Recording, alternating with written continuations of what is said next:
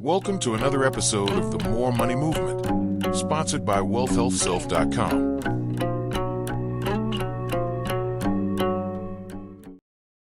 The game. How money really works. You've heard the joke. Billionaire won't pick up the $100 bill. Why? Takes 3 seconds. In those 3 seconds, he makes more just standing there. Wrong. Dead wrong. Not how it works, not even close. Here's what they don't tell you. Here's what they never tell you. The billionaire, he doesn't earn anything. Not the way you think. Not the way you've been taught to think about money, about work, about value. You see the headlines. CEO makes 40 million, 50 million. You think that's salary? You think that's cash? Think again. It's equity, it's paper, and it's never, listen to me, never meant to be sold. This is the system. This is how the system works. And the system? The system can only be exploited by those who own. Not by those who work, by those who own. 3 words. Remember them.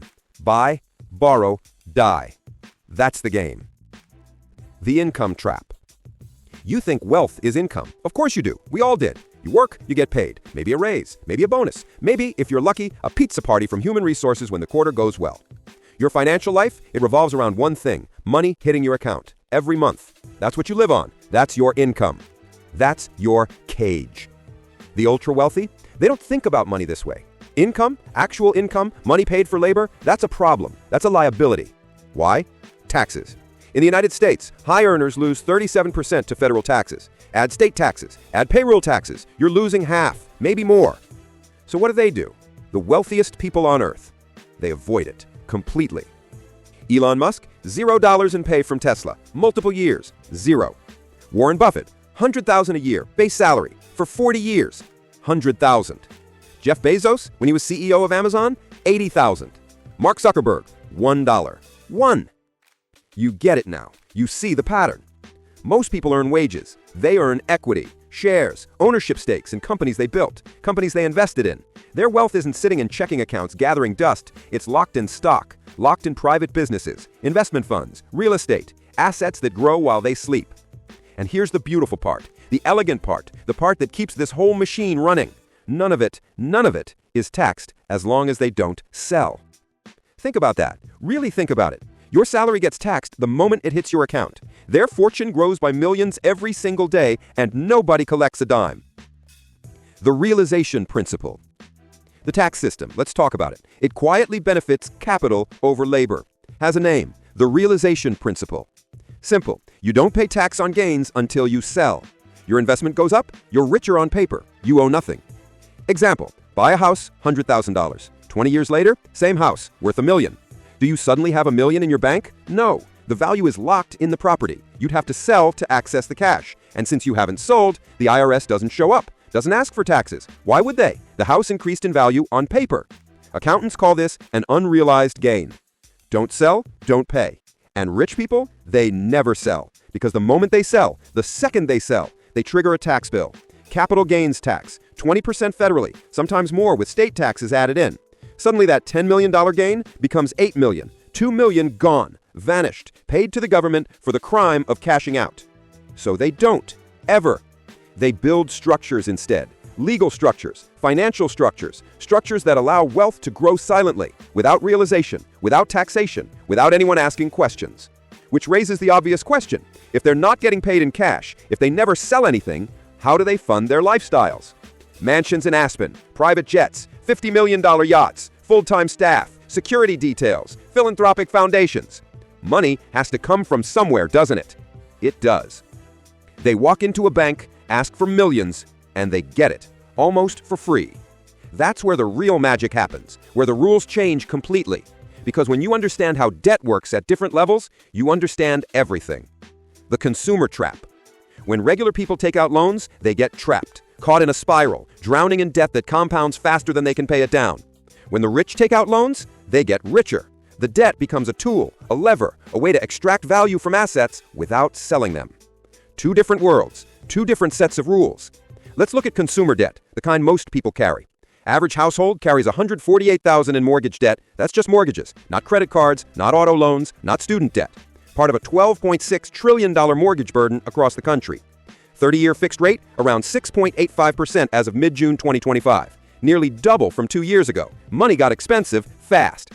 Do the math with me. $250,000 mortgage at 6.85% over 30 years. Monthly payments, $1,600, give or take. Stay on schedule, pay every month for 30 years, you'll repay $576,000. More than double what you borrowed. Read that again. You borrowed $250, you paid back $576. The extra $326,000, that's interest. That's the price of admission. First decade, almost entirely interest. You're paying for the privilege of living somewhere, not building equity, not building wealth, not building anything except the bank's portfolio.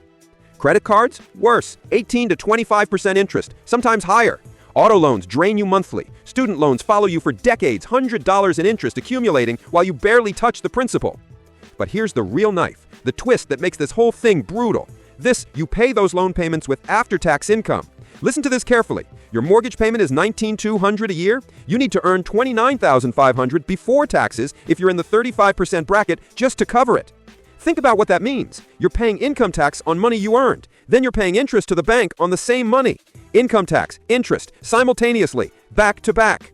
This double squeeze, this double extraction, this is why people never escape, never get ahead. They take out loans with after-tax money that's already been taxed once, pay the bank interest on money they never fully control, money that's already diminished.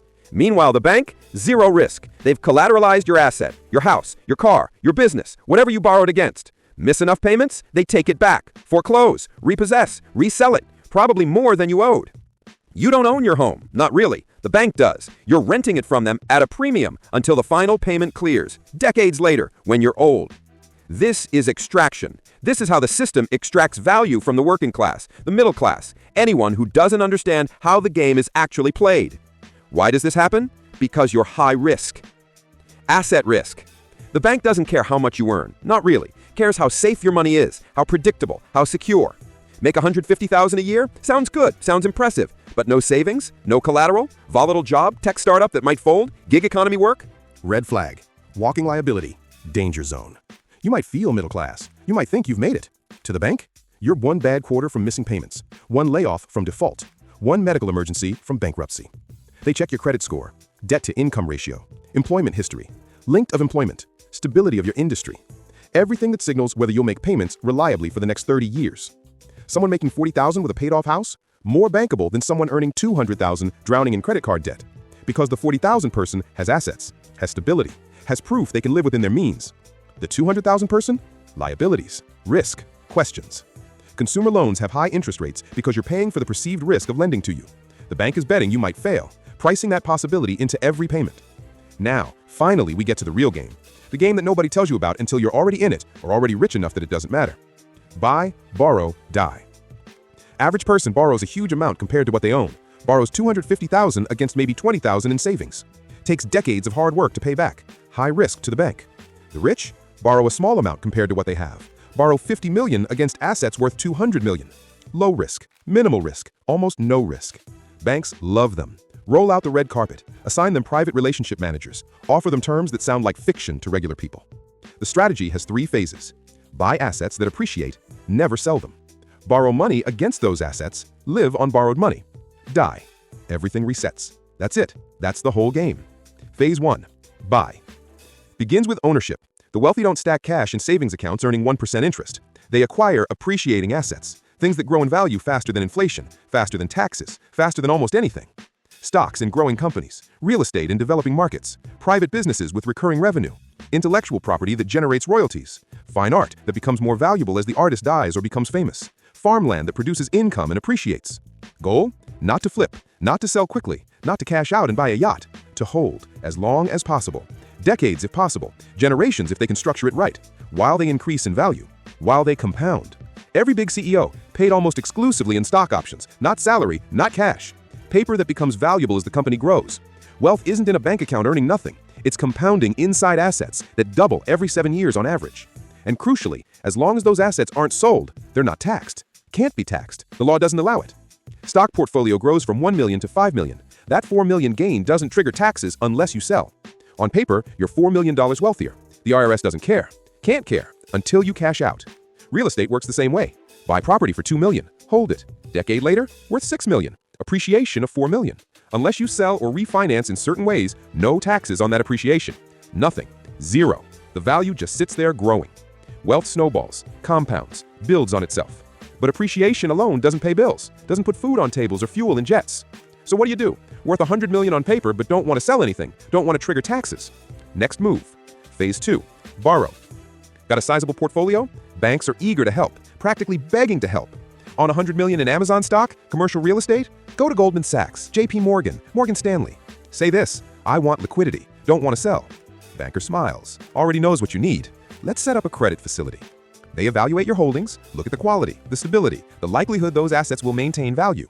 Offer you a line of credit based on loan-to-value ratio. 50% for stocks, 60 to 70% for real estate, higher for bonds or other stable holdings. $100 million in real estate? Bank gives you $60 to $70 million. Low-interest loans secured by your assets. 2 to 4% interest, sometimes less. No capital gains tax, no selling required, no taxable event whatsoever. Free money. Closest thing to it. Example, take out a $50 million loan at 2.5% interest. Use $5 million for lifestyle expenses, homes, jets, staff, philanthropy, whatever you need. Invest $20 million in new ventures, private equity, hedge funds, startup companies that might 10x. Roll the rest into more appreciating assets, more real estate, more stock, more things that grow. Annual interest payment, $1.25 million. Sounds like a lot. It's not. Not compared to what you'd pay in capital gains tax if you sold. And that interest might be deductible if you structure the loan properly, used it for investment purposes. Meanwhile, original assets continue growing. Market goes up, real estate appreciates. Your $100 million becomes $120 million, then $150 million. Over the next decade, could be $200 million. When that happens, borrow more. Refinance the original loan, restructure, pull out another $20 million, live on that. Paper wealth turned into usable capital without triggering a single dollar in taxes. Compare this to regular people. Regular person borrows money? High interest rates. 6%, 8%, 12% on credit cards. Monthly principal payments that eat into cash flow. Wages that get taxed before the debt is even paid. System assumes you're a risk. Treats you like you might vanish tomorrow. Already own the assets? You are the collateral. Don't owe the bank anything except interest. You're partnering with them. They hold your assets as security. You pay them interest. Everyone's happy. Bank is very happy. Why? Because even at 2 to 4% interest, you're a massive source of steady income. Wealthy clients borrow hundreds of millions of dollars, roll over loans for years, decades sometimes. Use the same bank for investing, estate planning, family office services, wealth management for their kids. 2 to 4% interest on $100 million? That's $2 to $4 million a year for the bank, per client. And they've got hundreds of clients like you. That's why the rich pay less in interest, less in taxes, get more access to credit. System rewards them for already having money. Phase 3, die. Eventually, you die. Everyone does. Final phase triggers, the reset button. Step up in basis. This is the crown jewel, the piece that makes everything work. Example, Grandpa bought $1 million worth of Apple stock in the 1990s. Over 30 years, that stock rose to $10 million. Massive gain, $9 million in profit. If Grandpa sells while alive, owes capital gains tax on the $9 million profit, 20% federally, maybe more, plus state taxes in California or New York. That's at least $1.8 million lost to taxes. Gone. Vanished. But Grandpa doesn't sell. Never sells. Holds those shares until the end. Until he dies. When he dies, something remarkable happens. Something that seems impossible, but is completely legal. Under current U.S. tax law, the cost basis of those shares resets, adjusts, changes to their market value on the day of death. Instead of inheriting shares with a $1 million basis and $9 million in taxable gains, you inherit them with a $10 million basis. You didn't gain anything, technically speaking, on paper. Sell the stock the next day, the day after the funeral, owes $0 in capital gains tax. Nothing.